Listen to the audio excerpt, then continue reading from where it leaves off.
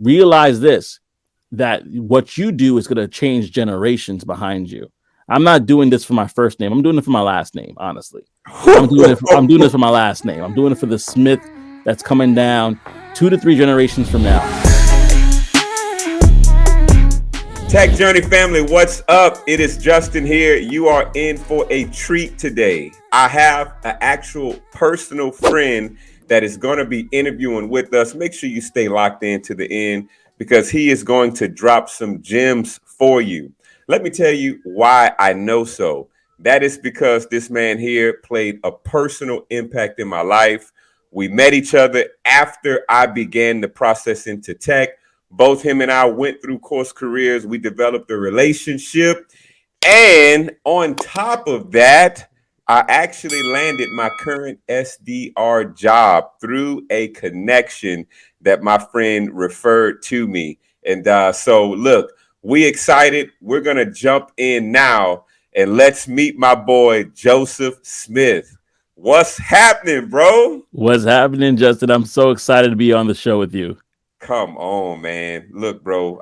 So let's see. Let's go a little different route. We're going to come back to you letting the audience know about yourself because I believe that your personal journey is probably even more interesting than even you talking about the tech side, bro. But let's just jump straight into this question. You're hired now. You've been working in tech as an SDR for how long now? Pretty much since November, the end of November after Thanksgiving, November 28th until now. All right. Yeah. So I'm going to jump straight into this question. Now that you've been working in this role for about 2 months now, what is it like? So is it anything different that you experience now than what you actually anticipated on experiencing in the role? And you can go into the day-to-day life aspect or just even like what you're learning, what the culture is like. What have you experienced so far from actually working in the role? That is a great question, Justin. What I would say for me personally, being in this role now, there's a lot of transferable skills to what I was doing prior to this. Mm-hmm. I know I'm going to talk about it a little bit more probably later, but I used to work in inside sales and solar. And so a lot of the things that we had to do, outreach, I'm doing that as well. Okay. Research. I think I'm doing a lot more research now than I did then, but there was still research that was needed to be done. I had to kind of find out where their location was, doing Google and doing all sorts of other different types of tech stacks that we had at the time. So I had those portions of those things as well as working with a CRM. It was different from what we do now because we have Salesforce now, but there's a lot of transferable skills. And I want to kind of say that first off to let the people know that don't think that you're too far detached or away from possibly succeeding in a tech sales job. You'd be surprised at the things that you pick up at your job currently that you can take with you to this level. And so for me personally, that was one of the things that I found that was common. And another thing though that I found that was different was the culture. I have to be honest with you. Like, working in tech, you pretty much have so much autonomy that it kind of makes you feel like, man, am I doing something wrong? Like, am I doing time right now? Like, it just kind of makes you feel like, wow, this is a new way to be treated in regards to being in a work environment. So, for example, I may have meetings with my supervisor, my manager, my teams, or even the company. But outside of that, if I could just keep my quota, then I'm pretty much good. If I just keep my calls, if I do the different type of overviews I need to do, whatever I need to do that is a metric, KPI, which is a key performance indicator, whatever I need to do within that is fine. So there's been times where, I had to go grocery shopping and I just went grocery shopping, came back and I'm like, ain't no cops here. No nothing. Man. And then my manager actually was like, man, you're killing it. And I'm like, I'm killing it. I in my mind, I'm like, I want to do so much more. I want to do so much better than I am doing. But I'm sorry. So you just threw that out there. So you're doing well on the job right now, thus far. I believe already. I'm doing well. Yeah. I went into training on the 28th. Okay. I got out of the training the Thursday before Christmas. Okay. So from that point to now, I've been on the phones and I've created 10 opportunities.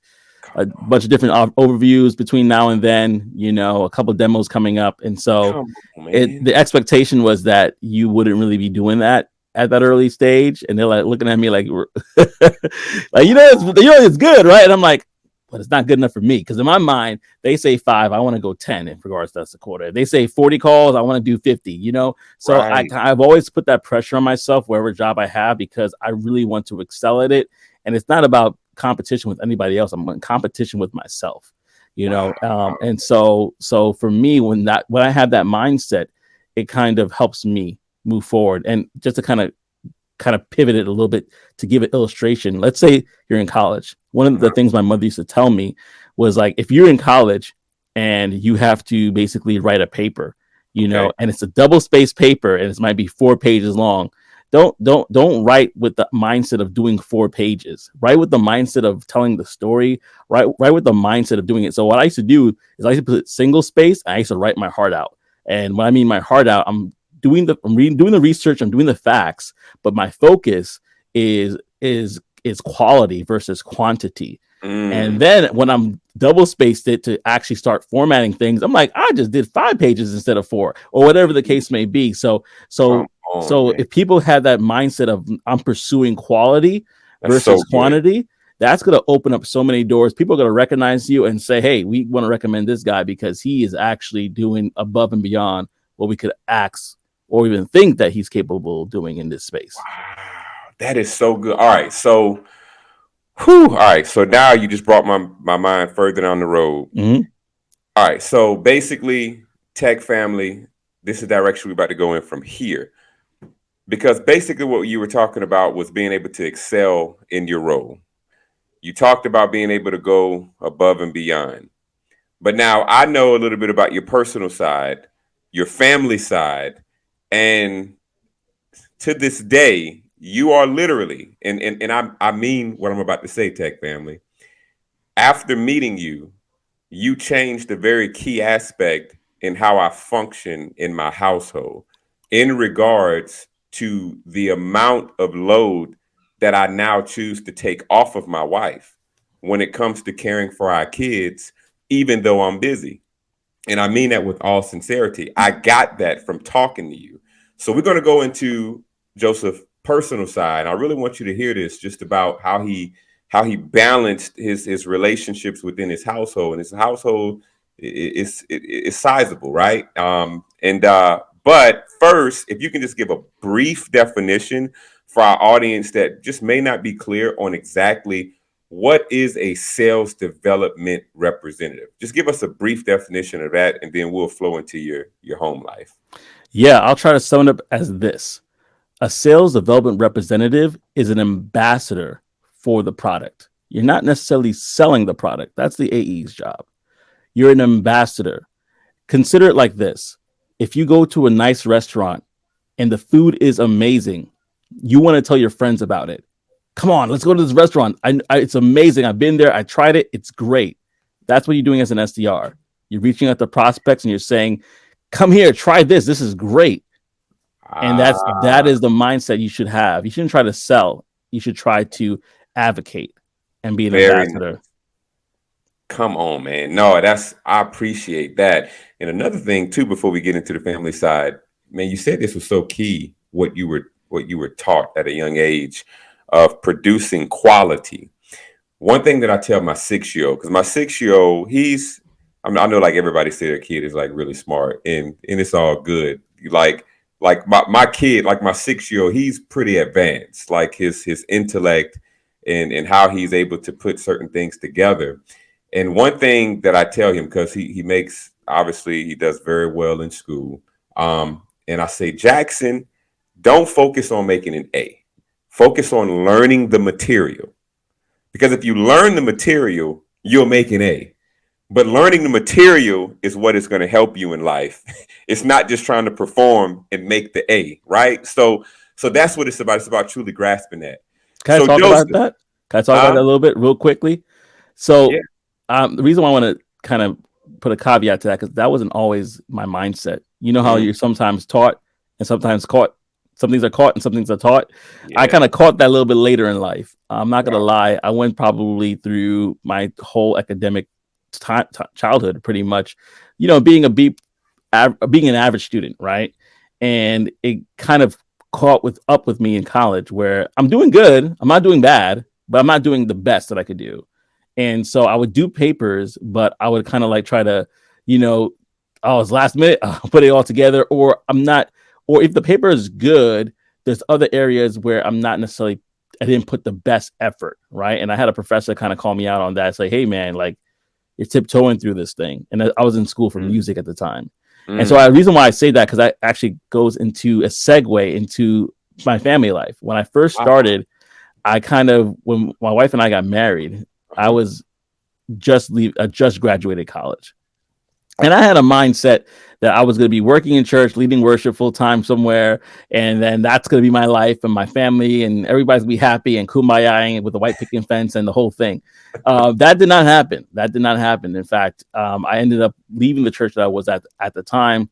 And I ended up we're married, and I'm basically working at a staffing agency, making not that much money. And in my mind, I was like, what in the world? And I'm a believer, so sometimes I have moments of like, where is God? Like, I thought this was supposed to be my life. All right. Wow. And so my wife, who is older than I am, I won't say how old because of her, but she's older than I am, and she's more established in life than I was.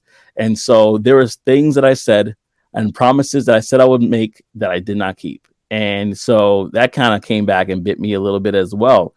And so that whole the whole issue of being supportive, that had to be taught to her. So to be a supportive husband wasn't something that was ingrained in me. In fact, to the wives out there, I think that there's something about men that we need to be trained.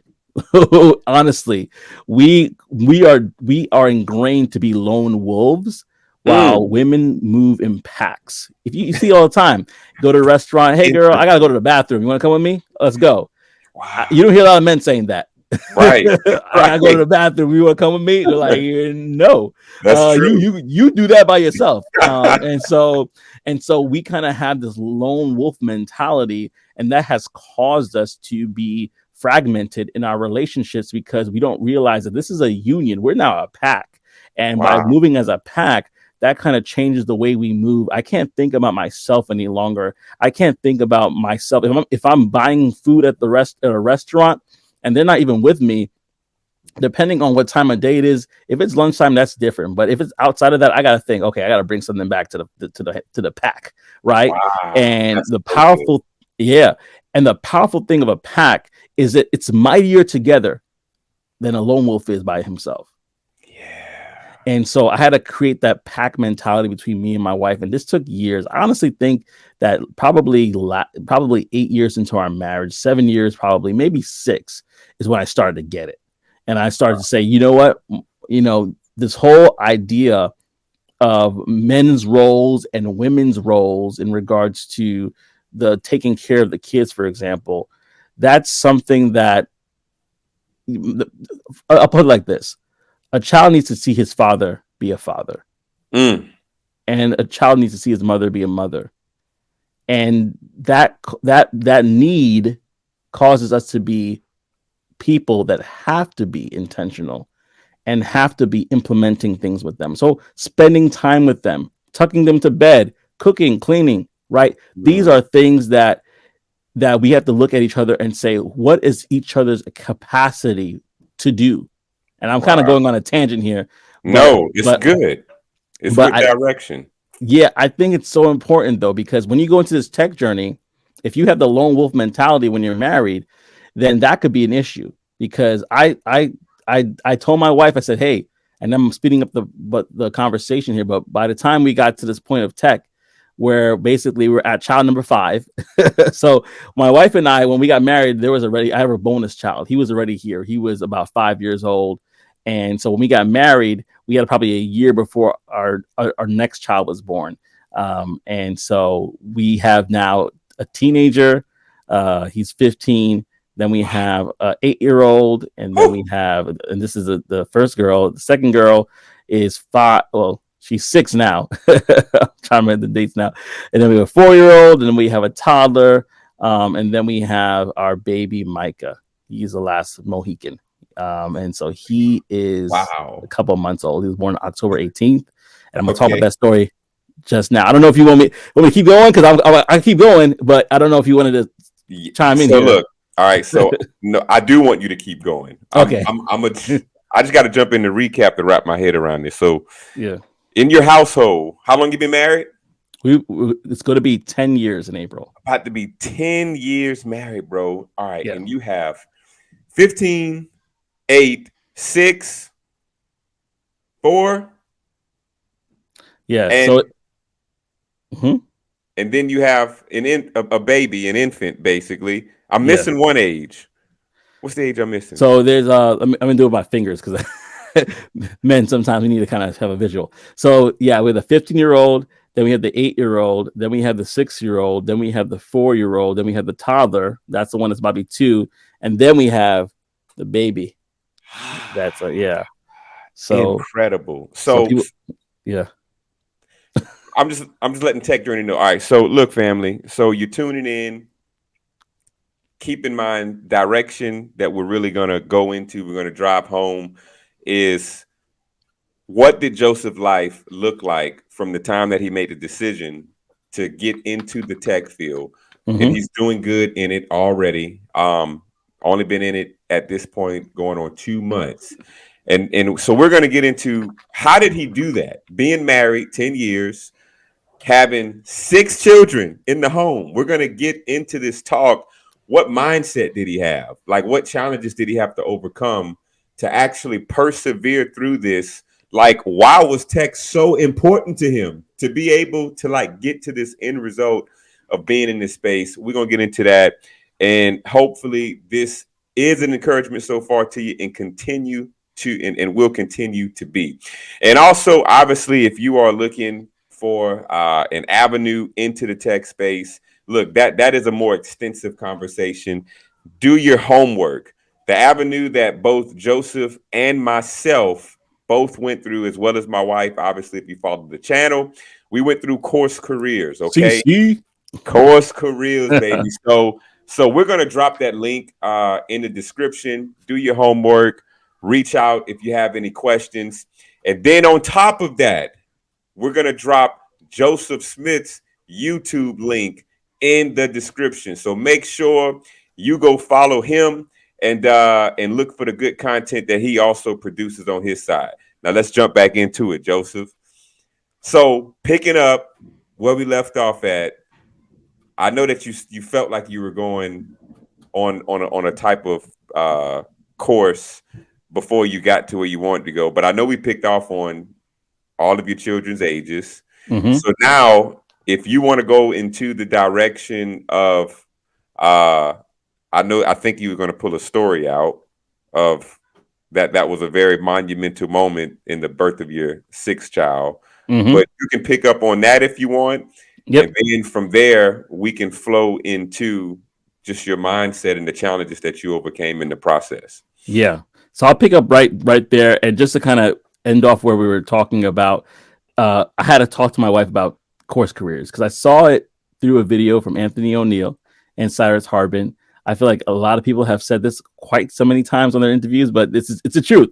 That video went so far and did so much different things and impacted so many people that honestly it might be in the history books one day. Like, it's seriously one of those type of moments in life. It was crazy.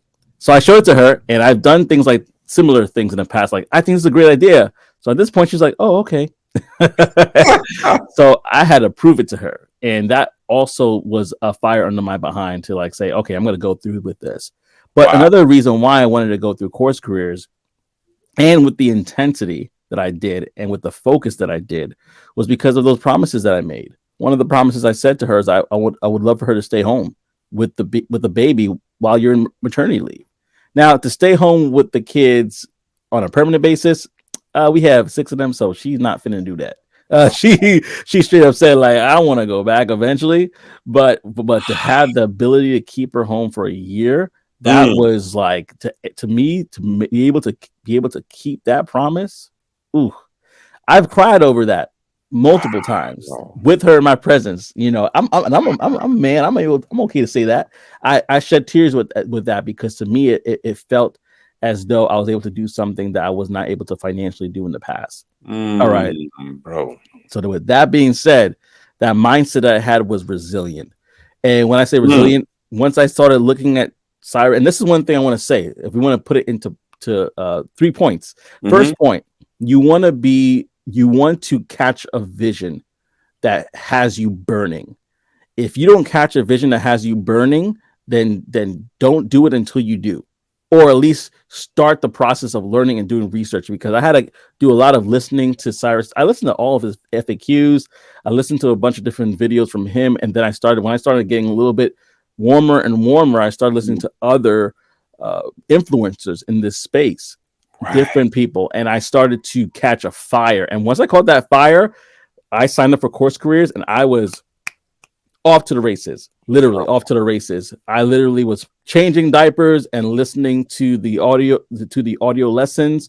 I didn't have the books right away. I was waiting for Amazon to deliver them. So I found them online, audiobooks of them. I started listening to them when I was driving. I started listening to them when I was cooking. I started basically finding when any area of time that I had available, I was fitting that in, you know. And so that tenacity was a huge part of it. And let me just add this caveat, please, because I was actually working for a solo company full time from home by the grace of God, because the pandemic caused that to happen. And I'm watching our toddler and our 4-year-old at the time. And so there's times where I had moments where I'm putting the baby to bed because they gave me that grace and say, hey, yeah, you know, you have your family, go ahead, do that and come back to work. And I'm reading the book while the baby is falling asleep in my arms. Like that type of tenacity is what you need to have. So parents, if you feel like man, I don't know if I could do this, I have a lot on my plate, realize this, that what you do is going to change generations behind you. I'm not doing this for my first name. I'm doing it for my last name. Honestly, I'm doing this for my last name. I'm doing it for the Smith that's coming down 2 to 3 generations from now.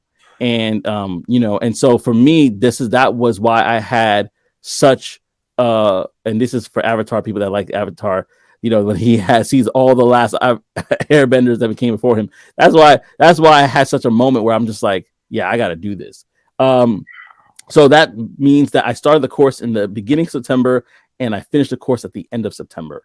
And so from that moment on, we were expecting our next child, our baby. And so we've been through this before. Remember, 5 times. We kind of know the signs. You know a little bit. Ooh, yeah, I feel some pressure. Okay, that's Braxton Hicks. We're good. All right. So we know the different things. We had the bags packed and everything to go. But then what ended up happening was I got an interview with the job that I'm with right now. And I'm going to hit them with some knowledge later on about that, because I feel like if we could give them some gems, I'm going to give them this gem about how to land a job, if that's okay with you. Please. But to finish this story, what ended up happening was she's like, okay, I think it's coming. Oh, I feel like it's 5 minutes apart. Okay, cool. Let's get in the car and go. My mother at the time was at the house with the rest of our children. So just to paint the picture, she's coming out the stairs, she's going out the door, and all of a sudden the pain went from probably like a 5 to like a 7. And she's like, oh, screaming out on the street. Like, I'm like, oh, I know what this is. And so I had to make a decision. I had to say, do I go to this nearby hospital, which we're not too fond of, which in the state that we're in is a high mortality rate, especially among Black women? Do I make that decision to go there, or do I go to this reputable hospital that we're supposed to go to according to our OBGYN? What decision do I make? And in that moment, I said, if it's going to cost the life of either my wife or my child, I'm going to make the gamble. I'm going to go to the hospital that's further away, but is the most reputable hospital for birthing children, basically. And so you get in the car, she's basically hollering, screaming the whole way. And this time of day was around 8, probably 8-ish or 7 something. We hit traffic. We hit traffic on the way there. And so I'm like, oh Lord, let me just see a cop so that way I could put on my hazards and I could go. And so I'm basically kind of like, okay, we go, and we get closer and we get closer. And we're like 7 minutes away. Traffic starts losing up and we're like 7 minutes away. And she basically is like, my water broke. And I'm like, your water broke. I'm like, Lord, hold it just a little bit longer. A little bit longer. 7 minutes away. 3-minute mark. She stops basically screaming, and she's like, the baby's here. And I'm like, the baby's here? In the car. The baby was born in the car. Bro. When I tell you that, first of all, it was the fright that I had because I'm driving. Oh my God. I had to turn over, and if you know New Jersey, this is by Rutgers University. I had to turn over to this parking lot that's connected to Rutgers. People are honking their horn behind me because they don't know what's going on. And I basically come out and say, call the police, call 911. And so like the person still doesn't understand what I'm saying. And so I literally see the baby there, umbilical cord and all.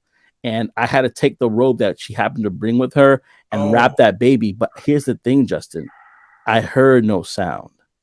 And so in that moment, you could imagine that I was like, what do I do? I mean, I had an idea. You know what you're supposed to do. It's an outer body experience, though. What should I do? So I took hold of the baby and I'm like, okay, shake this way. Come on. And then I heard a cry. Cry came. And so I put she's emotional too. She's like, oh, the baby, I want to see him. I want to touch him. I want to feel him. And so she's emotional. I put the baby on her chest, skin to skin. Right. And then the baby wasn't crying. And again, it just was, and I'm like, okay. So I'm thinking that right away, I need to get to the ER now. I get back in the car, I run around. This time I got my hazards on. I'm going on the other side of the road. Cars are looking at me like I'm crazy. We're 3 minutes away from the ER.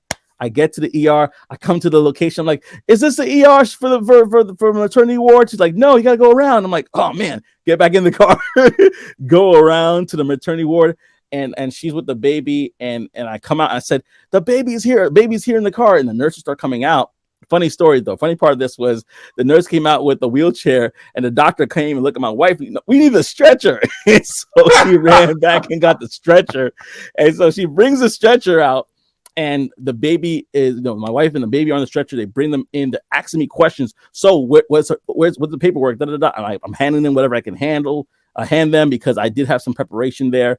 I didn't know enough. I met with the OBGYN a couple of times. We talked. And so I had enough things to say to her. I said, she's allergic to this. She can do that. We want to do this. And so I'm doing all those different things. Mind you, I was supposed to have an interview that day. So before I left the house, I canceled with them. Obviously, I said, baby is here. We need to reschedule. Love you. That was my message, basically, something like that. And there was over 30 doctors, nurses, medical students, all up in that room with us. And by the end of that moment, the baby was fine. But they did say the baby needed attention as soon as they saw that baby. Wow. But the baby was fine. Joanne was fine. And I'm here in the middle of this. And I don't know if you could relate to this as a man, but kind of feeling help. Thankfully that happened. You felt helpless, but there was a little bit of PTSD connected to that. Plus, I was tired out of my mind. So I'm gonna speed this up for people because this is the second point too, right? The first point was you have to burn, right? You have to get that vision and burn. And the second thing is you have to learn how to jump hurdles because life is going to offer you hurdles, right? Come on. There's one thing to run, but what if there's an obstacle in front of you where you actually have to learn how to lift up your legs and hurdle? So when you have to have that tenacity to burn, but when those hurdles come, you have to learn how to jump. And so for me, when I got to that point, it was basically, fast forward, baby's home. This is a couple of days later. She's approved to get home. All the tests were good. There are a couple of things we're waiting on, but those things checked out okay, right? Everything worked out there. And then we get to the point where, I'm back home. I'm tired. I'm exhausted. We can't use the car because it's considered a biohazard at this point. Like literally, insurance said, "What happened? Biohazard," because of all the different types of liquids and stuff that are in there. And so that's going on there. And so for me, I was like, okay, God, like I'm not only am I tired, not only am I just, but I thought either my wife was gonna die in that moment or my child was gonna die. And then I actually had the interview that day. It was a phone interview. And this is going to lead up to point 3. Not only do you have to burn, not only do you have to learn how to go over the hurdles, but in the moment, you have to be consistent. You have to arrive in the moment in order to do this. And what I mean by arriving in the moment, I was on the phone with the recruiter. And the recruiter was basically talking to me because I already did a video interview with them. So they kind of saw that. And I did other things that I'm going to talk about after this that you should do if you want to land the job. But she listened to me. It's like, hey, is this the same person that was on that video interview? And I said it to myself. Oh my God, man, I'm probably butchering this thing right now. And just to kind of give you an idea, we didn't have that car, so I had to go to Enterprise to get a new car while I'm doing this phone interview. So I'm in Enterprise, and I'm like, you know what? Let me focus. Let me get out of here. I literally walked away. I kind of got myself back and I arrived in that moment. Why? Because me arriving in that moment and being consistent from that phone interview was the reason why I landed my job. And so for you may get the first interview and you may have killed it. You may have gotten the second interview and you may have killed it. But by the third interview, if you start feeling comfortable, that's the moment that you're going to lose out. If you get comfortable by the fourth interview, that's where you're going to lose out. You have to arrive at every single moment with your best self. And so when the recruiter said, I said, no, I'm here. Hi. And I told her what happened. She was very empathetic to the situation, of course, but I didn't let that be an excuse. She's like, do you want to tell? I'm not like, no, we're going to do this. Why? Because I have to get this job because the timetable for my wife to return to work is closing. She only has so much time to decide if she wants to stay at home with the baby or if she has to go back to work because we need the extra income. Wow. So brother man, so I'm on the phone with her and I regain composure and I kill it by the grace of God. Not for me to boast, but that happened. And then I killed it again for the next interview. There's something I didn't know, but but me having my composure, being consistent and arriving through the rest of the interview process is what allowed me to land the job. And that's where I am today in tech. What do y'all think about this, tech family? Please let us know. Drop a comment on. And I never talked about this before. This is the first time I'm talking about it like this in so much detail. Yeah, and that's the thing. Like I know your story. Obviously, we're friends, and I've never heard it elaborated in that way. So, by the way, tech family, if you're coming into the video at this point, make sure you go to the link in the description. My friend Joseph Smith, we are tagging his YouTube channel link in the description. Make sure you go to his channel, follow him. Bro, it don't get more expressive than that in terms of a real life that you can look at to show the progress of perseverance. I do appreciate you from sharing that. And looking, man, and at the end of the day, I don't want to be insensitive to a person's life to say there's no excuse. But at the end of the day, oftentimes there is no excuse, right? I'll say that oftentimes. And one thing that I like to say is, what is the difference between someone who makes $5,000 a month or the other person who makes $100,000 a month?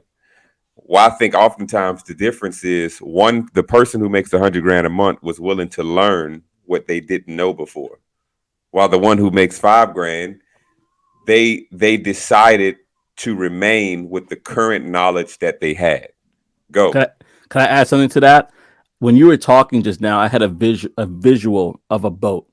If a boat is in a storm and there is an iceberg or something that's happening from miles away, does the captain of that ship stop the ship or do they pivot the ship in another direction? And so we may have something that's in our way, an obstacle that we're facing. Oftentimes not a reason to stop. It's a reason to pivot. And that's what we Who? might miss. We look at our situations and say, I need to stop. God's like, no. Sometimes God's like, no, you need to pivot, you know?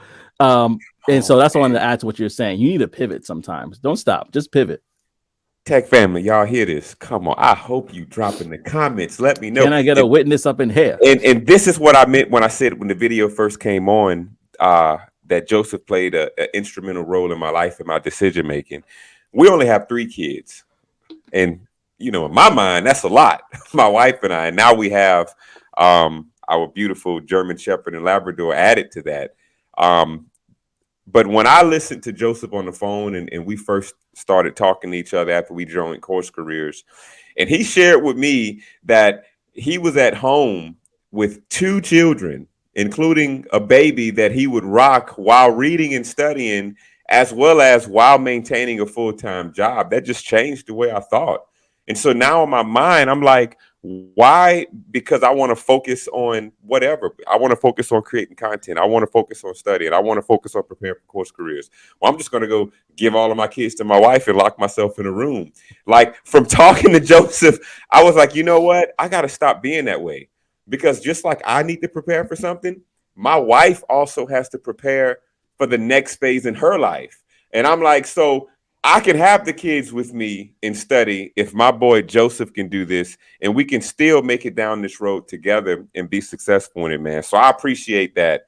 And yes, continue, Joseph. What you got next, man? I know you want to go into helping us out with the interview phase. Yeah. But just so look, let us know on about that, whatever you have on your heart about that, family. And then we're gonna look to wrap it up after that. Appreciate y'all being a part of this interview. I appreciate you as well, Justin, for everything that you've done, all the advice that you've given me. I'm giving you your flowers now because it's so important to do that. We don't know what's given to us tomorrow. We don't even know if tomorrow's going to be there for us. So many people so many people thought they had dreams when they went to bed and woke up wherever they landed. So with that being said, and my wife also has dreams too. She studied being a counselor. She's a stenographer right now. So you want to support that. What I would say for people that are trying to that are SDR in training, like I was, and trying to break into this space, is you have to approach jobs like, I'm going to do the job to get the job. I'm going to do the job of an SDR to get the job of an SDR. I'm going to put them through. I'm going to do research. I'm going to research the companies. I'm going to send them an email like it's $1 million prop about how I can make you $1 million. I'm going to do that, right? I'm going to find out who is the person that is actually responsible for this post. I'm going to reach out to them. And I know you know this as well, because this is something that Course Careers teaches. That's why you should click on Justin's link. Don't forget to put the coupon in that he has and get in this tech journey, because it's going to change your life. But you need to do all that. You need to put them through a sales cadence in order to get this job. That's why they reached out to me, because I put them through a sales cadence, and I was able to then walk through the entire process, showing them that I know how to do research, I know how to do outreach. And then when I got the time to sell or do discovery, I should say, I was able to show them that I could do that as well. So you want to be able to do the work in order to get the work. And if you want to find out more, join Justin's coaching. I'm a coach as well. We could walk you through that even further. Or on top of that, you got to get Course Careers. That's why I'm only giving you this much, because you got to get Course Careers to get the meat. Come on. I'm giving you a little sample. Get the full meat. Click on it right now. Don't even delay. There's a payment plan. You have no reason not to click on Justin's link and go and click on Tech. Was it Tech? No, Journey 50. Journey 50. There's no reason why you don't do that right now. Journey 50 and start the journey yourself. That's all I'm gonna say.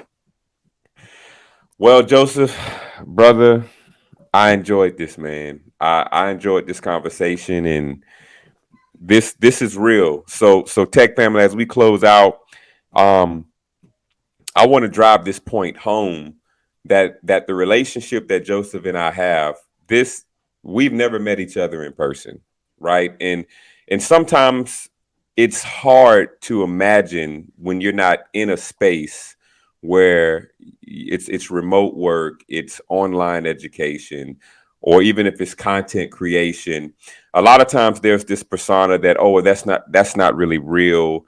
Oh, oh, they're going into a tech program. What is that? That's some fad. That's something that they're trying out. Oh, he creates content. She creates content. That they're talking to imaginary people. No, like, this is real. Like, Joseph and I, we met each other after we both joined Course Careers, all remotely. We developed a relationship. We talk almost every week. We talk, right? We talk weekly. We exchange ideas. Our communities online are growing as a result of conversation, idea tossing, networking. And this is real. So we hope that this was edifying for you. If you haven't done so already, you like the content, go ahead and hit that subscribe button. Tell somebody about what's going on. And if you have any questions, reach out to us. So thank you, Tech family. We will see you on the next video.